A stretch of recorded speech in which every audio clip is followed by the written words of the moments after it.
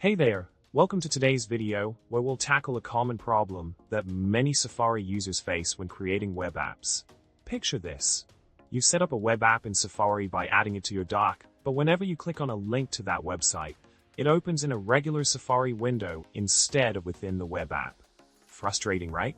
Well, fear not, because there's a solution on the horizon that might just save the day. In terms of the solution, Apple has come to the rescue with a new feature introduced in macOS Sequoia. This feature allows links clicked outside of Safari, think Mail or Slack, to open in the designated web app, providing a seamless browsing experience. However, within Safari itself, you'll notice a handy banner at the top of the page after clicking a link, prompting you to open in web app. It's all about streamlining your workflow and making sure you stay within your preferred environment. Now, to wrap things up, we've explored a common problem many Safari users encounter when setting up web apps and discovered the convenient solution Apple has implemented in macOS Sequoia. By leveraging this new feature, you can ensure that links clicked outside of Safari open directly in your web app, enhancing your browsing experience.